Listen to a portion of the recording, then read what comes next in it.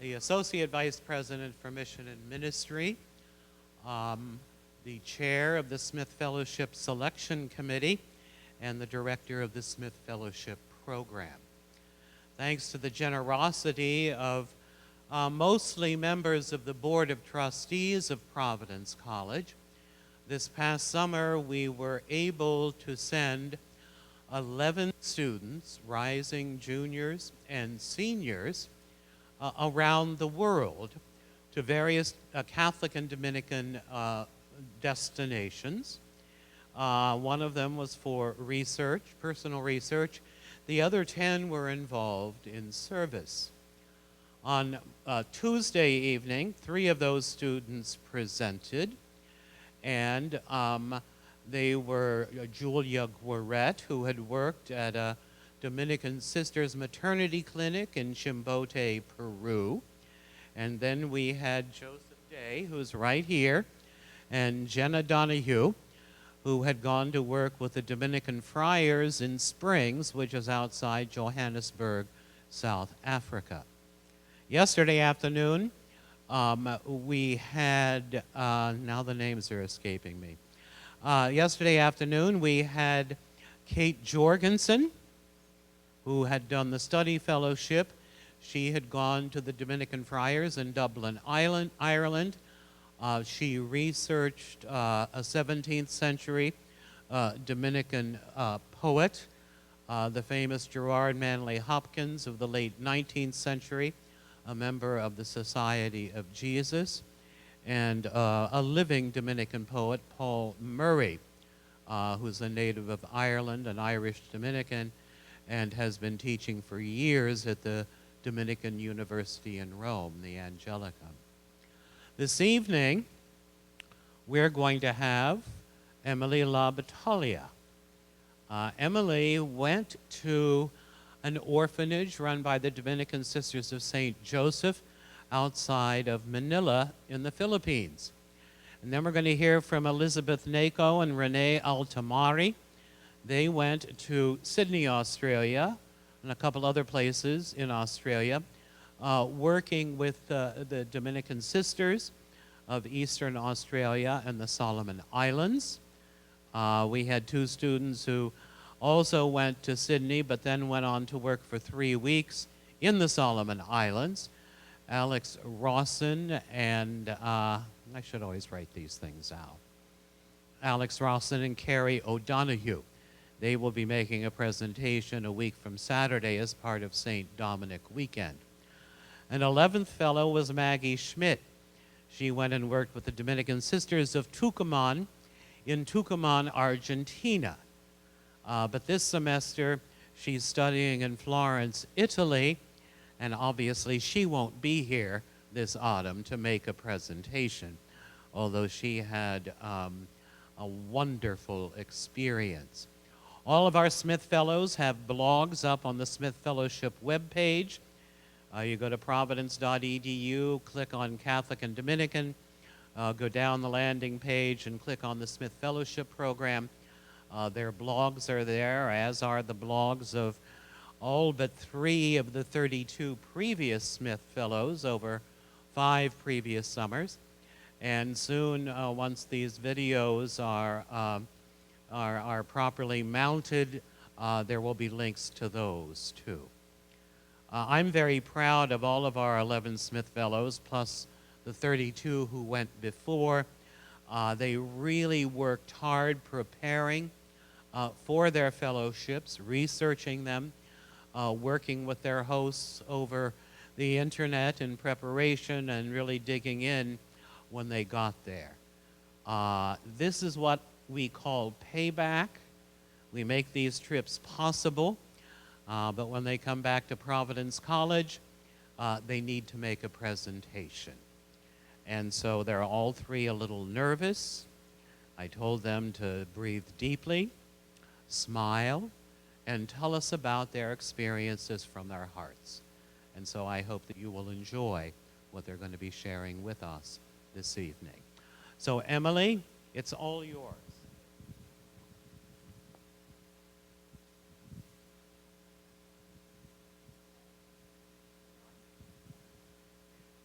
Evening. Good evening, everybody. Thank you for coming to the presentation. It truly means a lot. I'm Emily Labattaglia. I'm a senior here at Providence College. And tonight I'll be talking about my experience I had in the Philippines this past summer. So this photo, it was the first group photo that we took at the orphanage. So it had a little bit of importance to me, so I put it up as the cover. I spent 6 weeks at the Bethany House Santo Nino Orphanage, located in Tabe Gaginto, Bulacan, Philippines. Bethany House Santo Nino Orphanage was founded by the Dominican Sisters of St. Joseph's in 1980. It serves as a home for children who are either abandoned or rescued from broken households, and there are 55 children in total there. The ages range from 1 day old. I actually witnessed a 1 day old baby come to the orphanage, and they are also 22-year-olds who kind of serve as a helping hand for the younger children. To give you a perspective of where I actually went geographically, I went to the country of the Philippines, which is on the island of Luzon, in the province of Bulacan, and then in the region of Gaginto at the village of Tabe. So there's a lot of location tags to that. As you can see, it's about 40 miles north of Manila. So to get from Manila to the actual orphanage, it was about 2.5 hours, only because of the infrastructure and traffic that is in the Philippines. So when I first got there, I said, why am I here? What do I want to do? What kind of impact do I want to make on these children? So I kind of put in my head this mission that I wanted to do while I was there.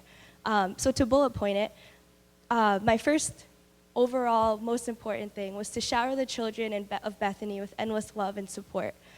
Be a friend and mentor for the children, help improve their academics, especially English, through tutoring and homework help. Their primary language is Tagalog, so they learn English in schools. So it's as if we were to learn Spanish or French in the US.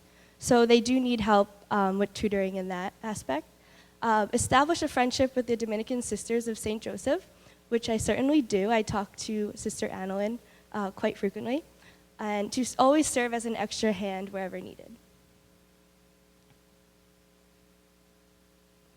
Some background information. The apostolate directress of the orphanage is Sister Annalyn de la Cruz. So she was my main contact person and kind of my guardian during my time there. There are 4 Dominican sisters that reside at the orphanage. They're not always there every day. They do have other mission jobs, but Sister Annalyn was there every single day. The orphanage is staffed with house parents and nurses in the nursery, so the actual sisters weren't taking care of the children. They did have nurses in the nursery certified, taking care of the babies and feeding them, and also hired staff to do laundry, cook for them, and whatnot. And like I said before, Tagalog is the primary language at the orphanage. My living situation, I lived right in the orphanage. They cleaned out the infirmary for me, and I lived across from the nursery. So I had my own bathroom and whatnot, and I ate all of my meals with the children or the sisters. And I was only allowed to leave the orphanage with the supervision of one of the sisters. So to get down into the children, what's really important, the breakdown of the 55 children, there were 12 infants from 0 to 2 years old, 8 toddlers, and the remainder of the children were 4 years of age or older. And how that works is that if you were an infant, you lived in the nursery, and if you were a toddler, you lived in the preschool, and the remainder of the children would live in either the boys' room or the girls' room, and each one of those rooms had house parents. Most of the children there were eligible to be adopted, and they were awaiting families, but some were there for temporary shelter. And Sister Emiliana, she was one of the sisters that lived at the orphanage, and she was in charge of the social work and in charge of the adoption paperwork. And when I first got there, she asked me to kind of mentor the children and prepare them for coming to the US, or other children went to Spain, Italy, Australia, and just what to expect culturally, and that I can be coming from the US, I can say this is what it's like, and just to kind of mentor them and prepare for adoption. The children do attend host programs before they are adopted. So I did witness three kids who went to the U.S. for host programs where they stay there for a year. I'm sorry, they stay there for a month and they come back and then they wait a year until they are adopted, just so that it's not a big shock for them. So they experience what it's like, they come back, and then they kind of want to go back and be with their new families.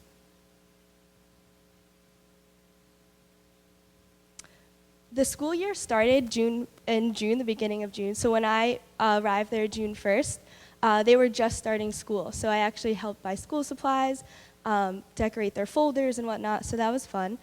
In the morning, they go to school, and then at noon, they come home for lunch. And then they go back to school, come back at 4 o'clock, and then we would do homework, play, and do tutoring. At 5 p.m., we always prayed the rosary, and at 6 p.m., we would always eat together. And after dinner, the younger kids would go to bed, but the older kids would do homework. So a typical day at Bethany for me, I would wake up at 5:30 because that's when the babies would wake up and I would hear them cry. Then I would go over and help in the nursery as like an extra hand. There were always at least 2 nurses in the nursery, so with 12 plus babies, it was hard for them to care to each one of the children. Then at around 6:30ish, I would go ride in the van to bring the kids to school, and I'd drop them off and wave and kiss them goodbye. Then I would come back and have breakfast with the sisters every morning. Then I would go and help in the preschool because they went to preschool in shifts, so I would help them get changed for school. And then the kids that were still there, I would play games with them. We would watch videos and do tutoring lessons in English. And then lunchtime at 12. And for the Philippines, as a nation, they have kind of a relax time or a rest time, which is 1 to 3 p.m. Not everybody does it, but it's acceptable if you take a nap from 1 to 3. I typically wouldn't do that because then I wouldn't sleep at night, but I use that time to communicate with home, just relax and hang out with the staff workers at the orphanage. And at 3 o'clock, we had merienda, which is just snack time, so you just hang out with the staff members and kids who were there. When the kids came home from school, I would tutor them and help them with their homework. They did have about 2 people that would come and help with their homework, but there's 40 plus children that need help with their homework, so it was always good to be a helping hand and help them get their assignments done and make sure they're studying for their tests and whatnot. Then I would pray the rosary with them, eat dinner. Weekends were a little bit different. They had a lot of visitors that would come and want to spend their birthday with the kids of the orphanage and kind of give back. It was a way of the Filipino culture to do something good for other people on your birthday. So a lot of the weekends, families would come and bring food for the kids and toys. On the weekends, I would also do errands with the sisters, so that was my opportunity to get out of the orphanage. And we would just hang out and play outside.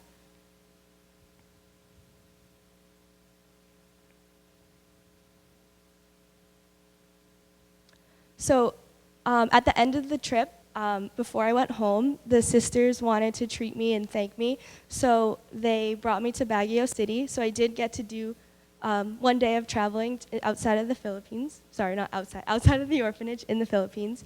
And these are just a few pictures from that trip.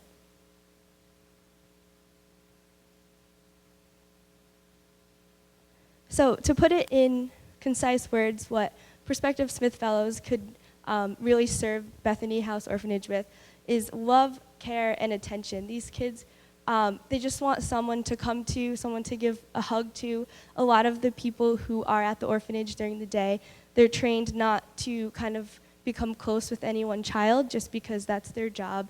And they explained that to me. But so I was that excuse. I was allowed to shower them with hugs and kisses and kiss them goodnight and whatever. So that was probably the most heartwarming thing of the trip. Tutoring, they do need a lot of help with homework and studying, like I said before. They also need supplies. They're always in constant need of food and nourishment for the children. They heavily rely on donors to donate bags of rice and whatnot, and school supplies since it's very expensive, and they have to supply school supplies for 40 plus children, and diapers because, as you can imagine, with babies, they go pretty fast. And also extra hands in the nursery and preschool. So that's the end of my slideshow. Thank you for your attention, and I would love to answer some questions that you might have.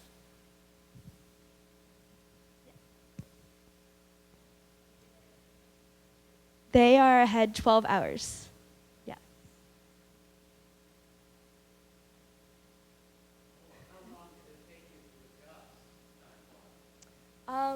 It probably took 2 or 3 days. When I first got there, I arrived at midnight their time, so I was ready to go. But so I didn't sleep the first night, and then the second night. So it probably took about 2 or 3 days to get adjusted to the time difference. How long was your flight? I know I booked it, but It was about 24 hours? It was 24 hours. Yes. And you stopped in what, Los Angeles? Dubai. Oh, that's right. I Yes. sent you the other way. Yes. There's a new Dubai Airlines, and and it's getting great reviews. So when it came time to send Emily off to the Philippines, I said Dubai Airlines, so she would get to stop in the Middle East. Yes, that was really exciting. Just being in the airport in Dubai was really exciting for me. Would you do it again? The Smith Fellowship? Oh, or... Oh. Would you go back if you had the opportunity? Oh, without a doubt. There's not a day that goes by that I don't think of the kids and how I can go back and just see them and help them out. So, of course, I would do it with a heartbeat if I had the money. Yes. Question? Yeah. I was there for actually 7 weeks, but it's typically six weeks and change, the Smith Fellowship. Thank you, Emily. Thank you so much.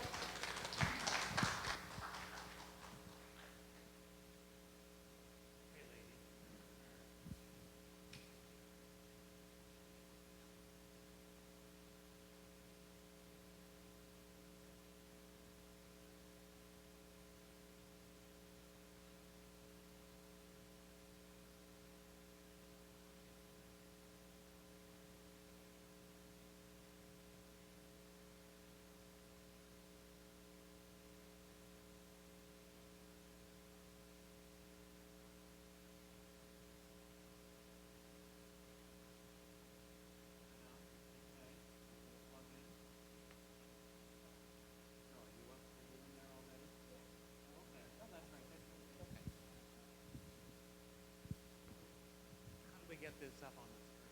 What?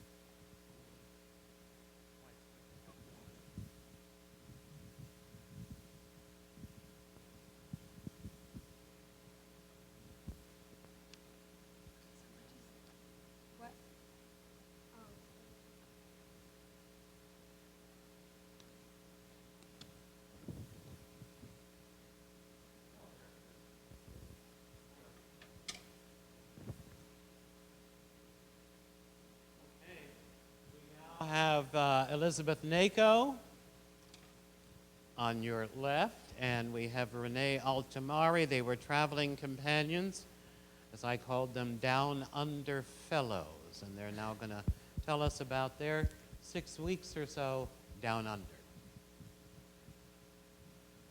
Hi, everyone.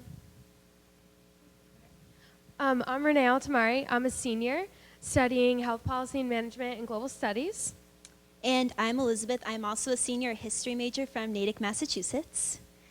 And we spent our fellowship in Sydney, Australia, and a few other various places that we'll explain more.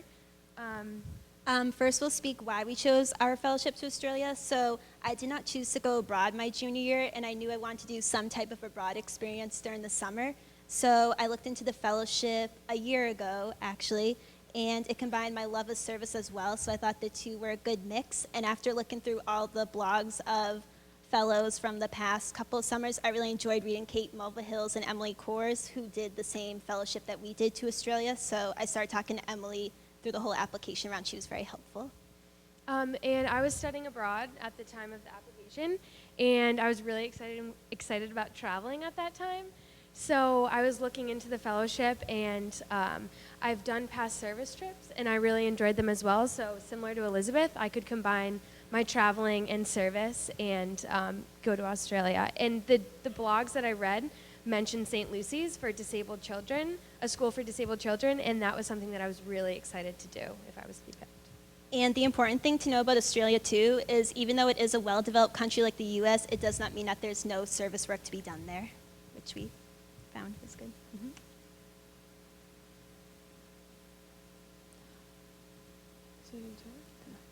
So our timeline, we spent 4 weeks in Sydney with our homestay family. It was in Strathfield. It's a suburb right outside of Sydney.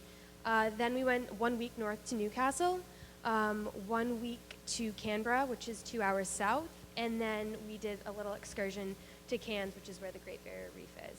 And the mastermind in charge of our whole timeline is Sister Rosemary Kinney, who is also a Dominican sister in Eastern Australia, and she's our main contact. We both had been in contact with her since last November, and she was awesome. Like, we loved her. I remember Renee, after the first day we met her, she said she couldn't just stop smiling the whole time. Like, she's so sweet. And so this is our homestay family. We spent a lot of time with them the whole 4 weeks, and we got really close with them. They have 4 daughters. 2 of them still live at home. They're the same age as us, so we really could relate with each other. And they really included us in their whole family life. We did everything with them. We went to their family friends' houses for dinner, despite our jet lag and falling asleep at the dinner table. And we also went to Hunter Valley, which was like a wine tour they really wanted to take us on. So we went with their whole family. We also went to an Aboriginal ballet at the Sydney Opera House, which was an unforgettable experience. And then a special thing we did was we went to Mass with them every Sunday evening. Whether it was just a few of them or the whole family, that was something that we really cherished. And our homestay mom, Elizabeth, actually took me to the cathedral in Sydney, and that was a really unforgettable experience.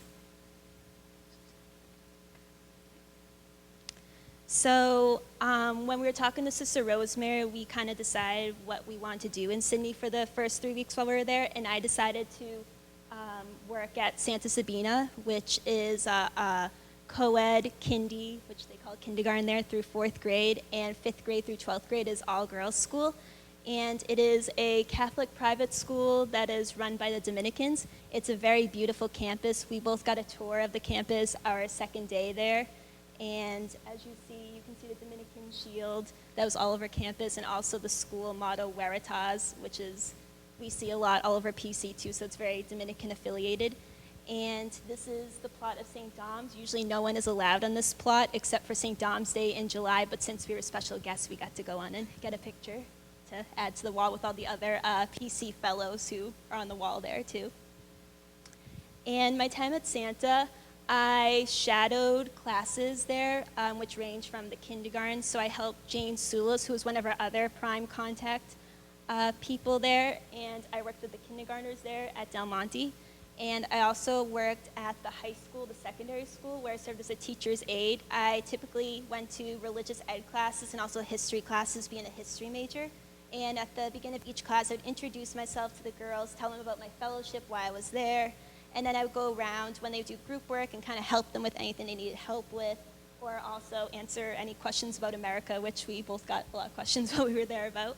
So that was another really cool thing. And I also really bonded with a group of year 6 girls that I was assigned to one day. I will also say, too, that Mrs. Dominique Matura was in charge of my whole program while I was at Santa. And this is the year 6 girls that I worked with. And Mrs. Quinlan is the teacher, and she really let me do a lot of hands-on activities while I was there. I read the girls their math mentals every day, which was in the first picture. I read from their assigned reading books. They like to hear my American accent, as they said, so I did that a lot with them. And also, too, I went to art class with them, drama class with them. It was kind of cool. It was like back in school again. And yeah, I helped them too. I'm a writing tutor here at PC, so I wrote over a lot of their papers too that they wrote based off of books they were reading. So it was a really cool experience. And from these girls who I'm still in touch with, and we're going to get a Skype date too based on the time difference. It's a little hard because Australia's 14 hours ahead of us. But I am going to try to Skype with them, and they really inspire me to go into education post-PC. So I feel like I found my niche while I was there in Australia, which is really cool. Oh, and this is Mrs. Quinlan too, I didn't say. And also too, one of the other memorable things I did while I was in Australia is I attended the Year 11 retreat, which is the 11th grade girls, and we went to Kaya Ridge, which is a very scenic place, as you can see from the photos. And my first day at Santa Sabina, I was part of the retreat planning team with Mrs. Matura, and I shared with her experiences from retreats I attended at high school, because I went to a Catholic high school, and also PC. And there, I was one of the co-leaders of a group, and I also gave a small talk. I was a little nervous going there because I didn't know any of the girls there, and also too, I never was a small group leader on a retreat or gave a small talk before, but it was one of my favorite experiences on the trip. I would say this retreat, I really bonded with the girls. A lot of them I'm still Facebook friends with, and we still talk to this day.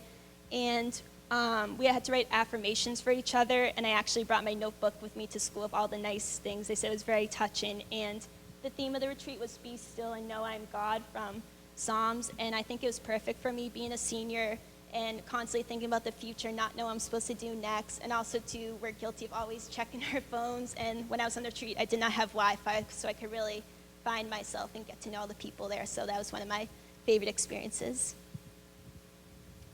So I didn't go to Santa, only for the tour, but I went to St. Lucy's, which is a Dominican Catholic primary school for children with disabilities. And I was placed in a classroom with Mr. Ed Hayes. He was the teacher, and he had children that were between 8 and 10, but their disabilities ranged. Some were autistic, and it was on a spectrum. Some were more severe than others. And then there was Down syndrome. There was a range of physically and mentally impaired students as well. And so I stayed with Mr. Hayes for the duration, and he invited me to do everything with the class. So in the morning, I would go in for 8:30, and we would go into this, it's called the worship room, and all the children sit around. They all have their designated spots, and this is the prayer that they say, and all the children know it and say it or sign it, because the teachers do use sign language with them. And that also happens in the afternoon. So I stayed for the whole day for the time I was there. And I basically helped with anything that Mr. Hayes wanted me to do. He let me lead lessons and make PowerPoints to teach them what emotions are, or what sharing is, or how to ask nicely. And I also helped with the IEP assessments that were going on at the time. And I did tea time with the kids, so I helped them set up, feed some of the children who couldn't quite do it themselves. And it was really, St. Lucy's was a really unique school to me because they approached the education with a really comprehensive outlook. I think they recognize that each student is different in that they can't express their talents and gifts the same way that maybe we could, or a traditional student could. So they did a lot of variety of activities: dance, art, cooking. There's reading. There's different playtimes, and it was how the school allowed them to express their gifts. Some could express it academically. Some could socially or artistically, physically. So it just depended. But what they did was really wonderful to see, because there were moments where I would see a child doing something that they loved and know, St. Lucy's is helping them to express their personal gift and reach their full potential. And this was my classroom. It was just 10 students, and Mr. Hayes in the red polo was my teacher. And that's Joseph and Olivia. This was at our final day when we had a big class party. And that's Lucas. He was a handful. He didn't really like me until I was leaving, because I think I was leaving. But sometimes he may have liked me, I'm not sure. And then this is Sarah. I don't think anyone's ever been so excited to see me, besides maybe my parents when I came back from studying abroad for 4 months. But every morning I walked into the school, she would run over to me with a huge smile and like ask me to play all these games and hide and go seek. And she would tell everyone that like, this is Renee, she's my friend. And she absolutely touched my heart. And I still have her picture saved to my background on my phone and computer. And then I went to Catherine Sullivan Center as well, which is a early intervention center for children with hearing impairments. And those impairments range from mild to severe. Some of the children had cochlear implants, and others just had a mild hearing impairment. But the mission of Catherine Sullivan was to include parents in the therapy. So the parents would come to playgroup, which is what I went to on Wednesday mornings. And it would be a connection between the therapist and the parents to kind of help the children interact and play and learn a bit, so their hearing impairment doesn't, stunt any of their intellectual growth in the future. And we did playgroup at the center. So these are some pictures from the center. And we also did it at the park. So there was a park close by to the center, and we took them there. And I couldn't take pictures of their faces because they have all signed waivers of confidentiality, and a lot of the parents were really protective, so I wanted to respect that as much as possible. And also part of our fellowship, we were both really interested in going to the soup kitchens that were offered in Australia. So we went to the Matt Talbot Hostel, which is a hostel for men. And we both went there at least once, and I really loved it and went back again because I am very involved with Stop Hunger at Campus Ministry. And there we worked at the soup kitchen, and we basically helped with cleanup, and it was such a really cool experience just to see the difference between working at Soup Kitchen America versus working at one in Sydney.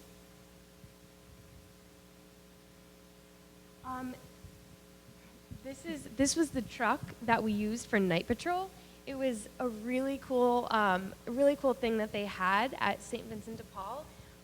It was a big long thing attached to it, and there was all these different compartments. So we loaded the truck with all the donated food and all the chips and snacks and drinks, and then we went to 3 different stops in the city. So the first stop was the busiest. We pulled up, and there was a line of people waiting for us, and if I didn't mention, it's primarily for homeless and the hungry.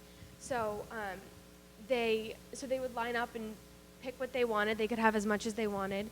And Jane Sulis, who we mentioned earlier, she works at Santa Sabina as social justice coordinator, and she told us before, this isn't about just throwing food at them and kind of getting back in the truck and leaving. She really wanted us to engage and kind of talk with them, because the point of it was to be there for them, because sometimes they don't have anyone to really talk to. So she wanted us to give them food and give them company and learn a bit about them. And it was a really great time. We had some really great conversations with people, and we were there till midnight. So after our 3 weeks in Sydney, we went to our next stop, which was Newcastle. It's about an hour and a half to 2 hours north of Sydney. So we took a train there, and there we met Sister Jenny, who's pictured above, who was a Dominican sister of Newcastle. And Sister Jenny really took us under her wing. She cooked us really good meals every night. We had fish on the barbie, so that was really cool. And also, too, she decided to culture us and show us a different Australian film each night, because apparently Finding Nemo doesn't count as an Australian film. So that was really cool. And 2 of the days while we were in Newcastle, we worked at the Panola House, which is a refugee house run by the Dominican sisters. Sister Diana is one of the sisters. We don't have a picture of her, but we do have a picture of her car. She wouldn't stay in one place for longer than 2 minutes. Yeah, she's quite the character. She was running. And we also worked with Sister Betty, who was a Josephite sister there. And the Panola House is a really cool place because Australia has a big refugee problem with refugees coming over from Sudan and trying to get into the country, and then the government not letting them come over. So we help the refugees that come to this facility. So we met a man from Sudan who had recently suffered from a stroke, and we helped him hang curtains in his house. We met an Afghani family, and we brought bikes over to them. Then they invited us back over for lunch, so we had our first Afghani lunch. We sat on the floor and everything, so that was really cool. And also we also went to Corpus Christi on Wednesday, which is the school where Sister Jenny works at. And Sister Jenny left for the Solomon Islands a week after we met with her. And she was raising money and wanted to do different fundraisers. So since it was the World Cup this past summer, she organized a big World Cup tournament for all the children there at the school. And as you see, the kids got really into it. They're all waving their flags and chanting, and they were so much fun. Renee used to play soccer too, so she had a lot of fun with them. And yeah, it was just, we raised a lot of money. It was really cool how the kids got so involved, and we helped Sister Jenny count the money at the end. So Sister Jenny was great. And also too, one of the highlights of our trip in Newcastle was living with the Dominican sisters. We actually stayed right with the Dominican community, so every evening we would join them for prayer. And as we said, prayer is a little, you were saying it's a little different. Yeah, it's not like our typical prayer, like in Mass. It's a little different. It's like really involved with community, and they all participate.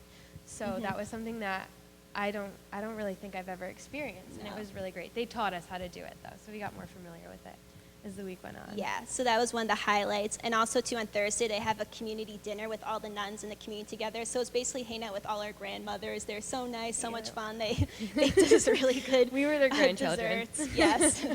So that was another fun experience. And we have a picture of all the sisters, too. Yep. So, yeah, this is Panola House, a picture of the sign. And then this is our Afghan meal. We didn't know what we were eating, No? but it was delicious. Sister Dan kept saying, take a picture of it. Yeah, so we're like, okay. It was really, really good. I've never had anything like No, it. me neither. Oh, that's her green card. That's the only thing we could get from Sister Diana. Yeah, she's very environmental friendly. She brought us to her house one day, and she's just showing us, like, she has her own chickens, and, like, And like she her own drinks her own sewage water. system. Yeah. She's really creative. Yeah, yes. And then this is this was the main dinner we had with all the sisters. Sister Jenny is taking the picture, but those are the sisters in the Dominican community, and one had just moved out, and we lived in her old house, but she had to go to a nursing home.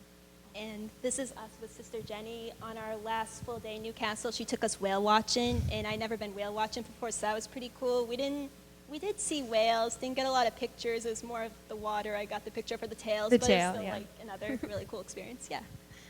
Okay. Okay, and then we went to Canberra next. So Canberra is the capital of Australia. They couldn't decide between Sydney and Melbourne what should be the capital, so they chose a random city in the middle. This is what Australians tell us. And Canberra's a city, but also really kind of rural. But it was a really nice contrast, and we enjoyed all the scenery. So we stayed with Sandy and Wayne Cassidy. And Sandy works at Catholic Life.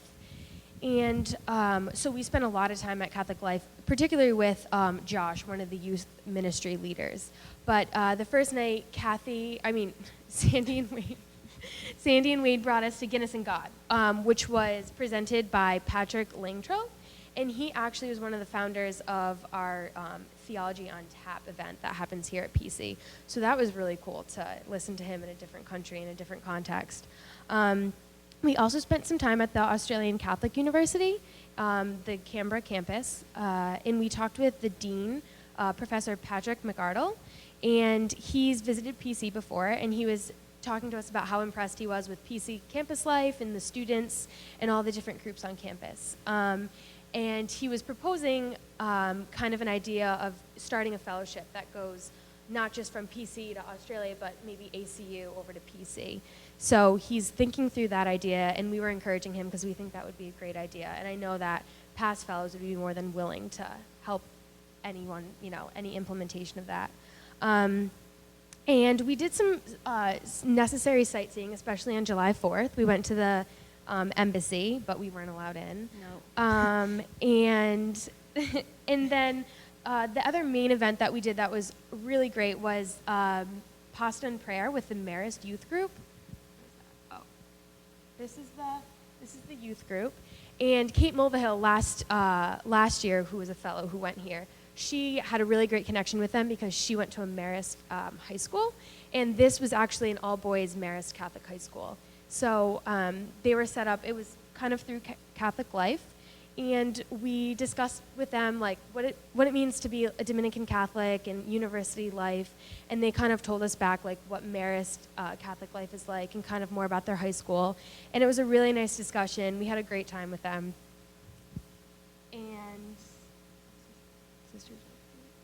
And then last we went on a bushwalk with the Yas youth group led by Josh, who works at Catholic Life, and he puts on all different activities for the youth group, and one of them was the bushwalk. And a bushwalk is basically just a hike. And it was 5 miles all around like the rural area, and it was really, really beautiful. And we spent a lot of time talking with the youth group members, and they were all kind of around our age, and we had a lot of time to talk with them because 5 miles took quite some time. And we did see wild kangaroos too. That was one of the highlights of our walk. Yeah.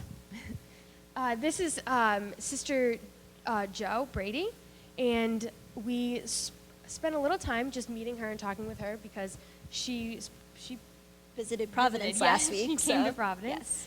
And then this is us in a Aboriginal museum. We learned a lot about Aboriginal art. It's Sister Rosemary's favorite thing to talk about. And then this was us at the embassy. That's as close as they would let us get. And the Parliament House. Yeah, this is the Parliament House. We got a tour of the Parliament House on our 4th of July. It's kind of like Washington, D.C., I guess. And we saw the War Memorial, too, which was really cool. And this is Josh. This is who we went on our bushwalk with. And he was awesome. He took us under his wing, taught us more about Catholic life, what they do, where he wants to go with it. This is Sister Rose. Yes.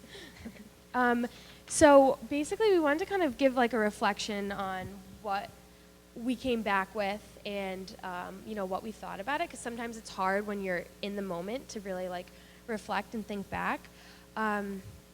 So I feel like our experiences really helped us to embody what it means to be a Dominican, and especially in terms of giving service to others. I talked to Sister Rosemary, and I said, sometimes service isn't about doing all the time, but it's about being and being present in the moment. And that was something I feel like we did. We did a good amount of service, but we also spent time with each other, with the other sisters, learning about them. We spent time learning about why they wanted to become sisters, what it's like, and really taking the time without our cell phones or without Wi-Fi to make personal connections. And that was something that I hoped to get out of it from the very beginning. Yeah, we also feel after this trip, we know what it feels like more to be a Dominican, feel the real Dominican connection, and how to live a life according to the 4 pillars of the Dominican faith. So that was another thing that we brought back with us since we do attend a Dominican university. And also, too, we're more aware of social justice issues that are occurring all over the world. Yeah, the sisters were very passionate about social activism, and particularly with the refugee issue that's currently going on in Australia. They were very passionate, wrote letters to the Prime Minister, and definitely not just that, but speak out against all social justice issues that they find occurring in Australia. This was the last day in our book inventory that we did.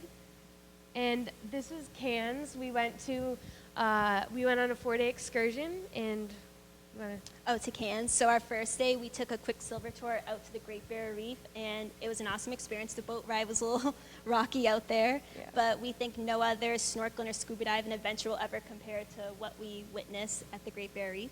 The second day, we had a more low-key day. We went to Palm Cove, which is where a lot of beaches and palm trees are, so that was nice beach day. A little cold, but still nice. And our third day, we took a barefoot tour, which is a tour that Renee found on TripAdvisor.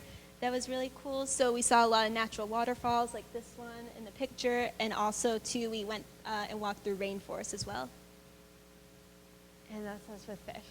And so we want to thank you all for coming, and once again, thank you, Father Rob, for giving us this wonderful opportunity, and the Smith Fellowship Committee, and we encourage anyone who might be interested in going on a Smith Fellowship to Sydney, Australia, don't hesitate to talk to us. It was an unforgettable experience. Yes. Yeah. Thank you. Thank you.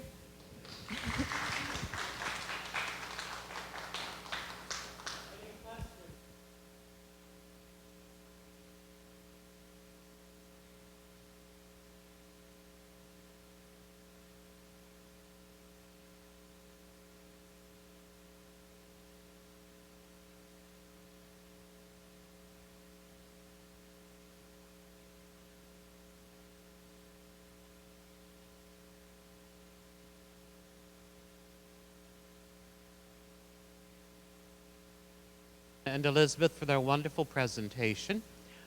We've really had now 8 just great presentations. I see Kathleen McGreal has come in. She told us about her experiences earlier in the week. We will be having info sessions next Tuesday, Wednesday, Thursday for those interested in summer 2015 Smith Fellowships. There's flyers there, anybody wants them. I've been informed by Sister Rosemary, who with her team of Elizabeth, Jane, and Anne in Sydney, they can only host 1 fellow in Sydney next summer, but there's still 2 openings also to go on to the Solomon Islands. So I do thank you for being here, and enjoy the rest of the evening. Thank you, ladies. Thank you, Emily.